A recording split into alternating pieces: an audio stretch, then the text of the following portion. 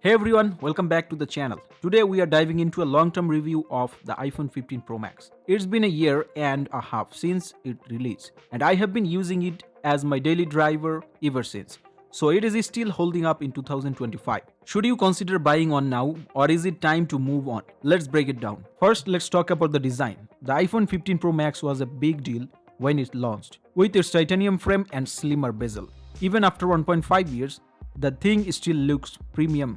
The titanium has held up really well, no major scratches or dents. The ceramic shield front is still flawless and the overall build quality is just as solid as day one. Now let's talk about the performance. The A17 Pro chip was a beast when it came out, and honestly it's still a beast in 2025. Whether I'm multitasking, gaming or editing videos on the go, this phone handles everything without breaking a sweat. Apps load instantly and I have had zero lag or crashes. iOS updates have also been great. Apple's support has kept the phone feeling fresh with new feature and optimizations. I'm currently on iOS 18 and it runs buttery smooth. The camera system on the iPhone 15 Pro Max was one of its biggest selling points, and it's still one of the best out there.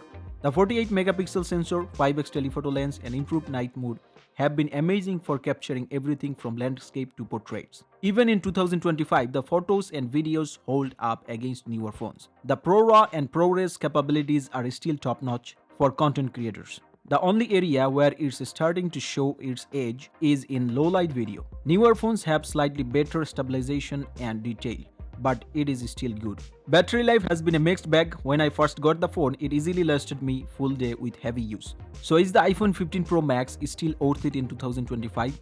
If you are someone who values a premium build, great cameras and reliable performance, then absolutely.